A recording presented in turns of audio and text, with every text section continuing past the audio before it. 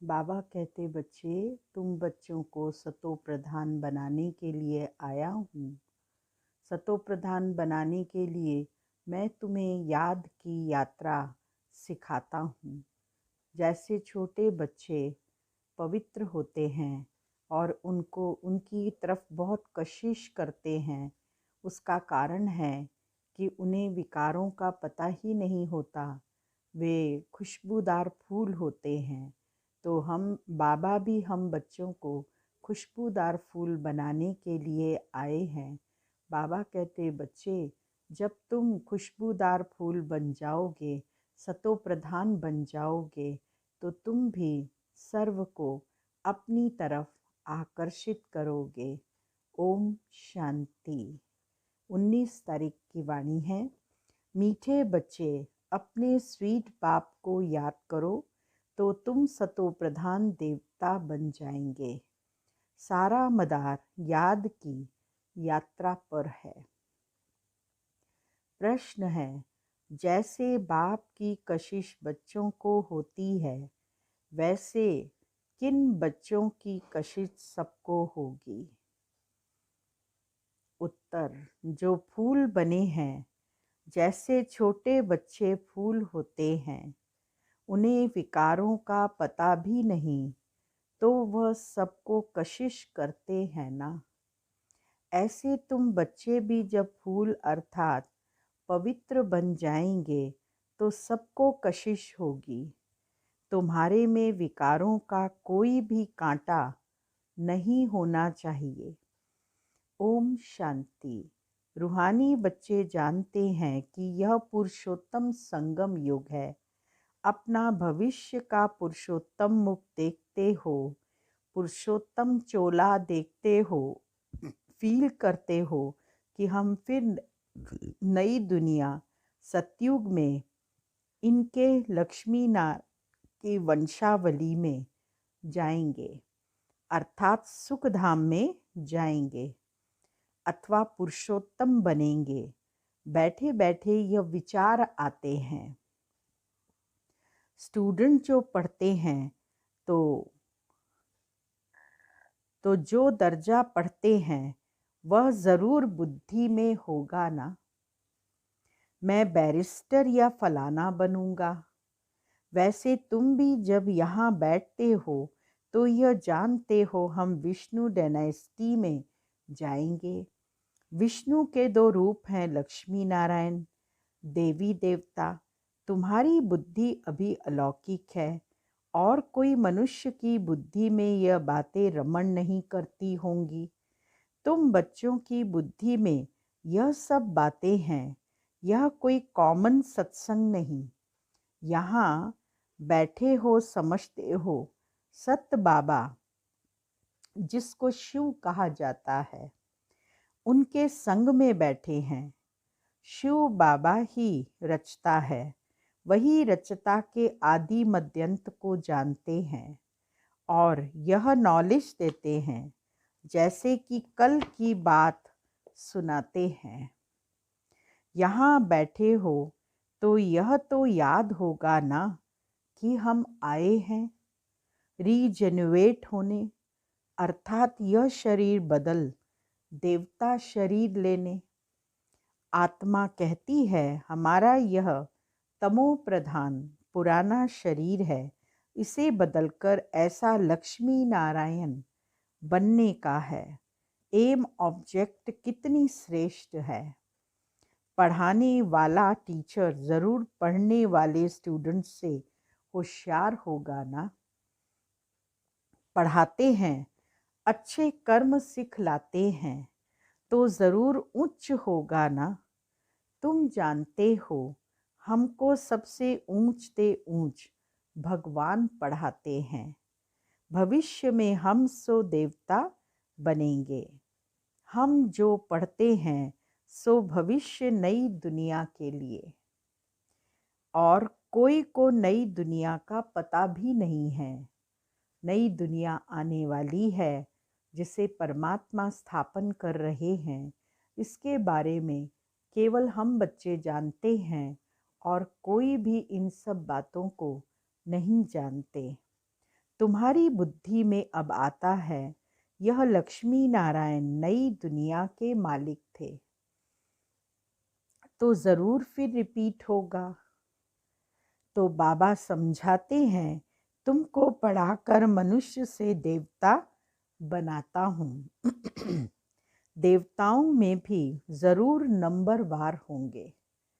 दैवी राजधानी होती है ना। तुम्हारा सारा दिन यही ख्यालात चलता होगा कि हम आत्मा हैं। हमारी आत्मा जो बहुत पतित थी, सो अब पावन बनने के लिए पावन बाप को याद करती है। याद करने में ही माया की लड़ाई होती है। याद का अर्थ भी समझाना है। सारा मदार याद की यात्रा पर है। बाप ज़रूर पूछेंगे ना, बच्चे कितना समय याद करते हो?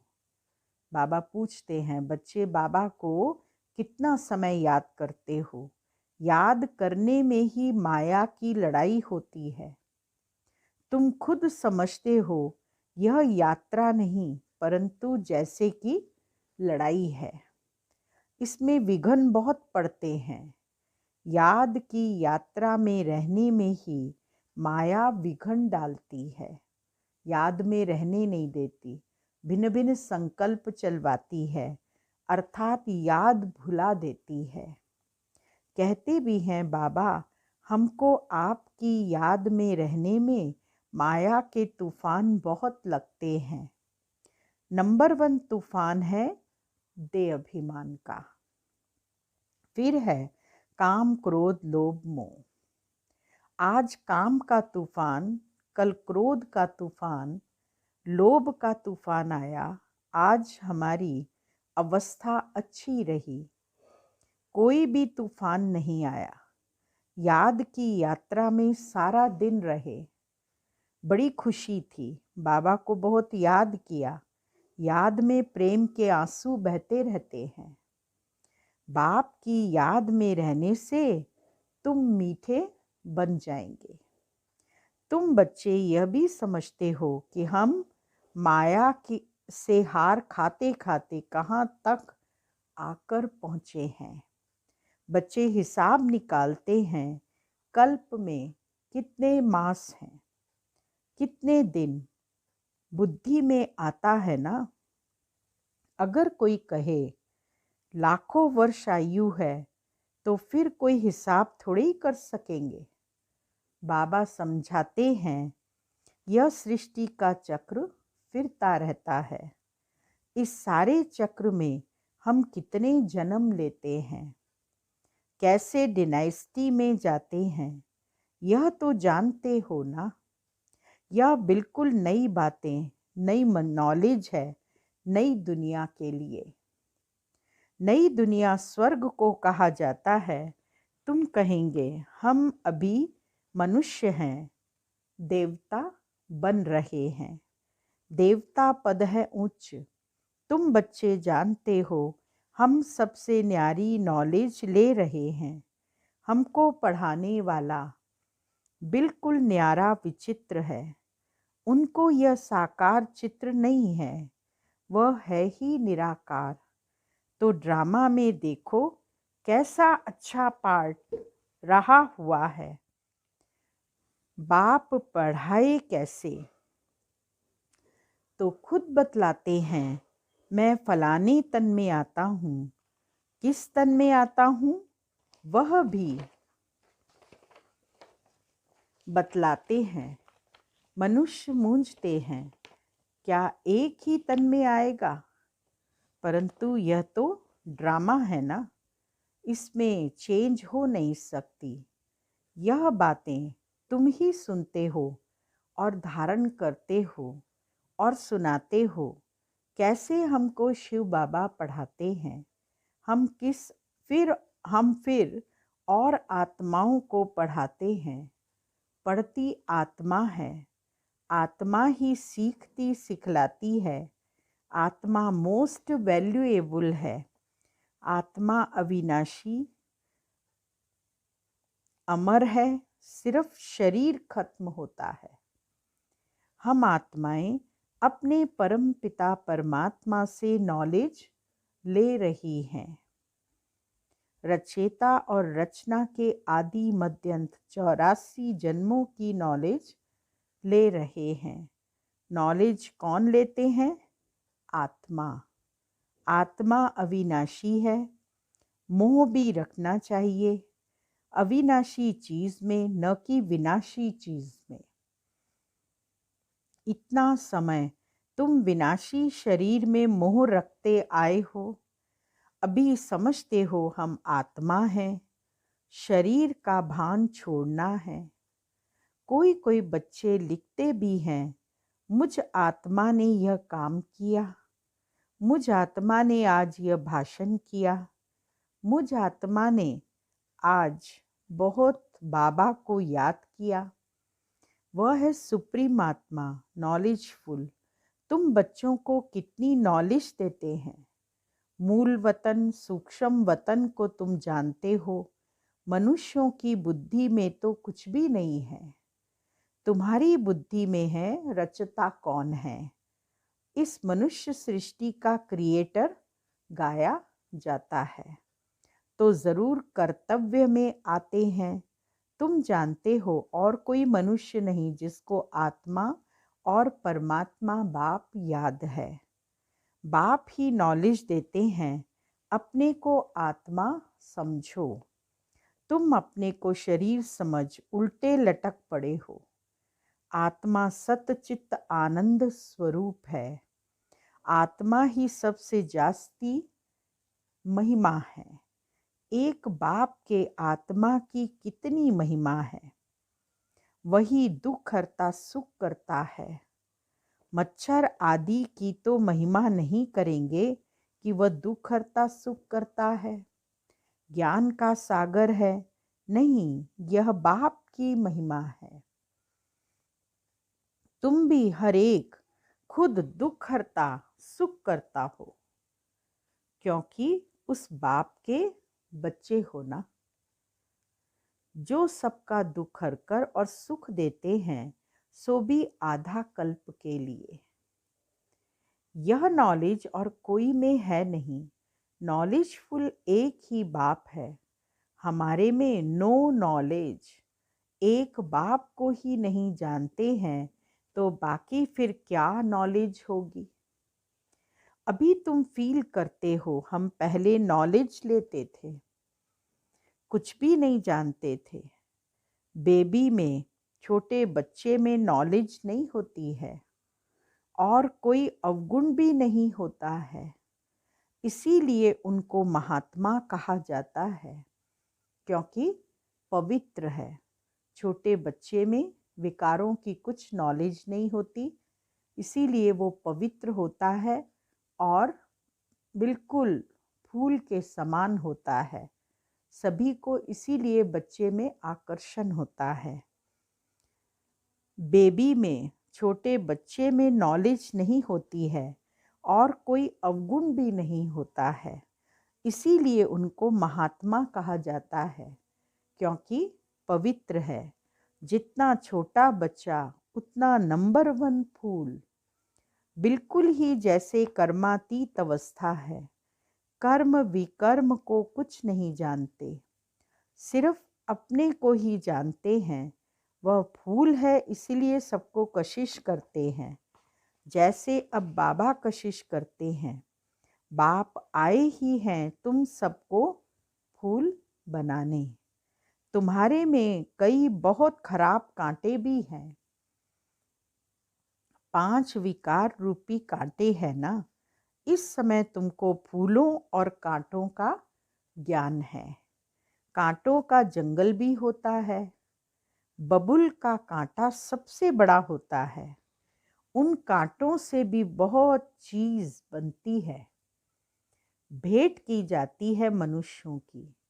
बाबा समझाते हैं, इस समय बहुत दुख देने वाले मनुष्य कांटे हैं, इसीलिए इनको दुख की दुनिया कहा जाता है। कहते भी हैं बाप सुख दाता है, माया रावण दुख दाता है। फिर सतयुग में माया नहीं होगी तो यह कुछ भी बातें नहीं होंगी। ड्रामा में एक पार्ट 2 बारी नहीं हो सकता। बुद्धि में है सारी दुनिया में जो पार्ट बचता है वह सब नया। तुम विचार करो, सतयुग से लेकर यहाँ तक के दिन ही बदल जाते, एक्टिविटी बदल जाती। 5000 वर्ष की पूरी एक्टिविटी का रिकॉर्ड आत्मा में भरा हुआ है, वह बदल नहीं सकता। हर आत्मा में अपना पार्ट भरा हुआ है। यह एक बात भी कोई समझ नहीं सकते। अभी आदि मध्य अंत को तुम जानते हो। यह स्कूल है ना, सृष्टि के आदि मध्य अंत को जानना है और फिर बाप को याद कर पवित्र बनने की पढ़ाई है। बाबा को याद करो तो जितना याद करेंगे उतना पवित्र बनते जाएंगे। इनके पहले जानते थे क्या? ये जानते थे? जब तक ये ज्ञान नहीं हुआ तब तक कोई भी नहीं जानता था कि पवित्र बनने की पढ़ाई परमात्मा स्वयं आकर सुनाएंगे। इनके पहले जानते थे क्या हमको यह बनना है? बाप कितना क्लियर समझाते हैं। तुम पहले नंबर में यह थे, फिर तुम नीचे उतरते उतरते अब क्या बन गए हो। दुनिया को तो देखो क्या बन गई है, कितने ढेर मनुष्य हैं। इन लक्ष्मी नारायण की राजधानी का विचार करो, क्या होगा। यह जहाँ रहते होंगे कैसे हीरे जवाहरातों के महल होंगे।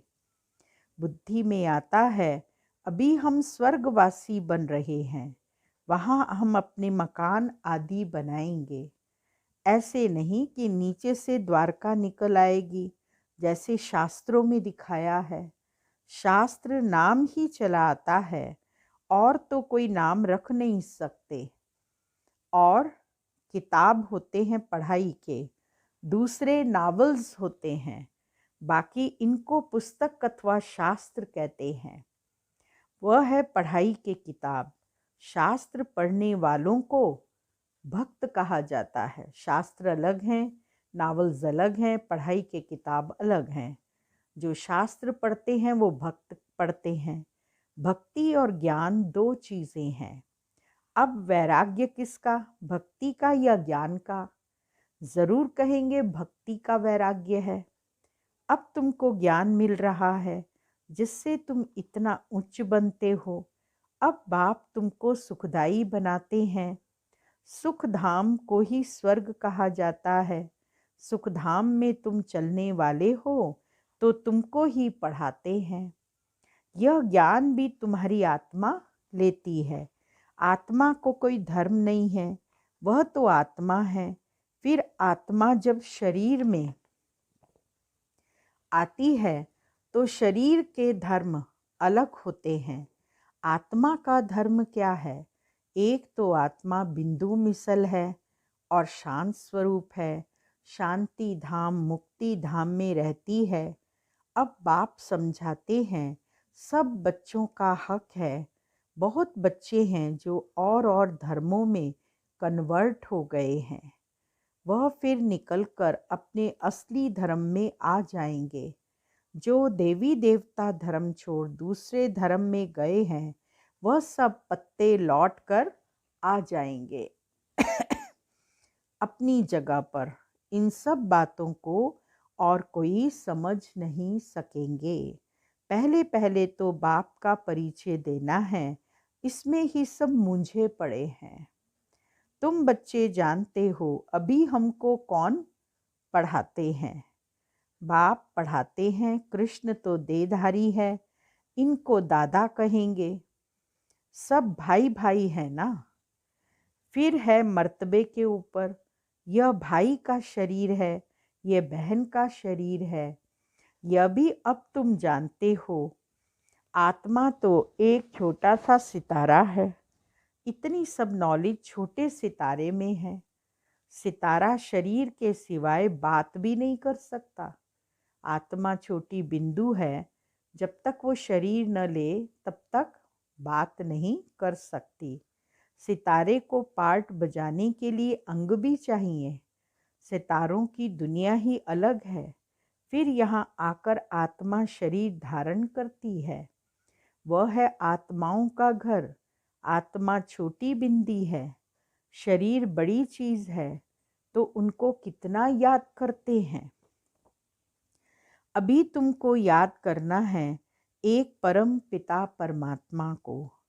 यही सत्य है, जबकि आत्माओं और परमात्मा का मेला होता है। गायन भी है, आत्माएं परमात्मा अलग रहे बहुकाल। हम बाबा से अलग हुए हैं, याद आता है कितना समय अलग हुए हैं। हम बाबा से अलग हुए हैं तो याद आता है कि हम बाबा से कितने समय से अलग हुए हैं। बाप जो कल्प कल्प सुनाते आए हैं वही आकर सुनाते हैं। इसमें जरा भी फर्क नहीं हो सकता। सेकंड बाय सेकंड जो एक्ट चलती है वह नई। एक सेकंड पास होता है, मिनट पास होता है, उनको जैसे छोड़ते जाते हैं, पास होता जाता है, ताकि कहेंगे इतने वर्ष, इतने दिन, इतने मिनट, इतने सेकंड पास कर आए हैं। पूरा 5000 वर्ष होगा, फिर एक नंबर से शुरू होगा। एक्यूरेट हिसाब है ना। मिनट सेकंड सब नोट करते हैं। अभी तुमसे कोई पूछे इसने कब जन्म लिया था, तुम गिनती कर बताते हो। कृष्ण ने पहले नंबर में जन्म लिया है। शिव का तो मिनट सेकंड कुछ भी नहीं निकाल सकते हो। कृष्ण की तिथि तारीख पूरा लिखा हुआ है। मनुष्यों की घड़ी में फर्क पड़ सकता है मिनट सेकंड का। शिव बाबा के अवतरण में तो बिल्कुल फर्क नहीं पड़ सकता। पता भी नहीं पड़ता है कि कब आया, ऐसे भी नहीं साक्षात्कार हुआ तब आया, नहीं, अंदाज से कह देते हैं। बाकी ऐसे नहीं उस समय प्रवेश हुआ, साक्षात्कार हुआ कि हम फलाना बनेंगे। अच्छा, मीठे मीठे सिकिलदे बच्चों प्रति माता पिता बाप दादा का याद प्यार और गुड मॉर्निंग।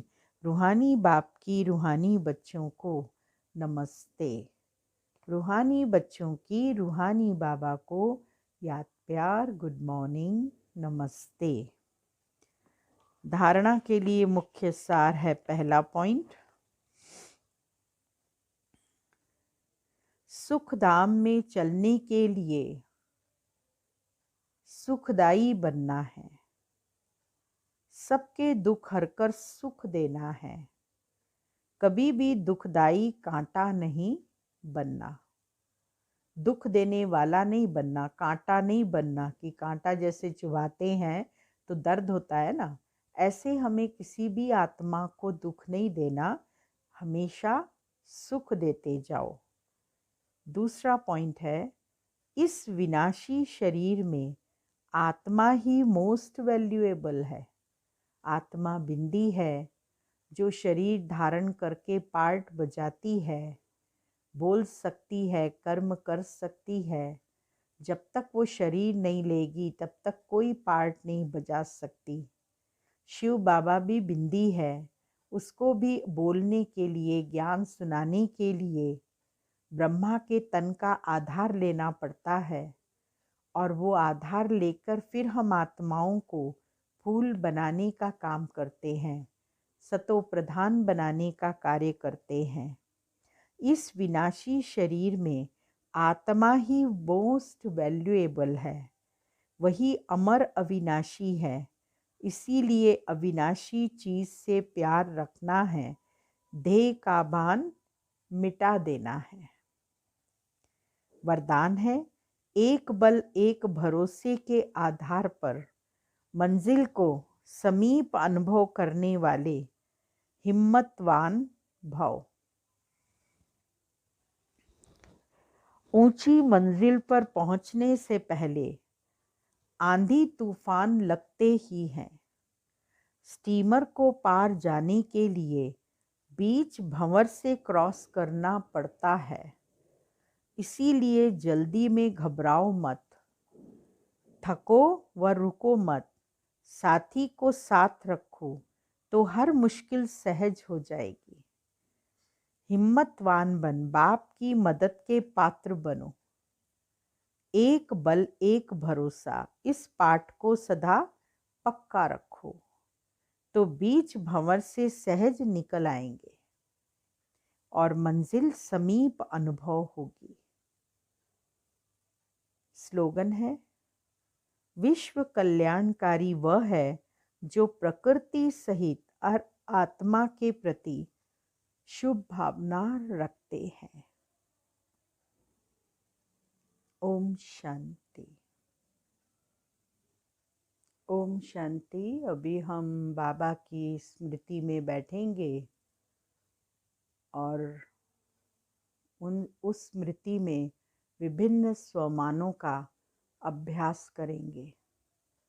महावाक्य हैं बाबा के, पहले यह चित्र निकालो कि मैं विशेष आत्मा, स्वमानधारी आत्मा, बाप दादा की पहली रचना, श्रेष्ठ आत्मा, बाप दादा के दिल तख्त नशीन हूँ। स्वमान है, मैं बाप दादा द्वारा दिए हुए भिन्न भिन्न स्वमानों को धारण करने वाली ताज, तिलक, तख्त नशीन आत्मा हूँ। अब हम अलर्ट होकर बैठें और अपना बुद्धि योग बाबा के पास ले चलें। जैसे जैसे हम कमेंट्री करते जाते हैं, आप भी उसी संकल्प को लेकर आगे बढ़ेंगे। ओम शांति। इसके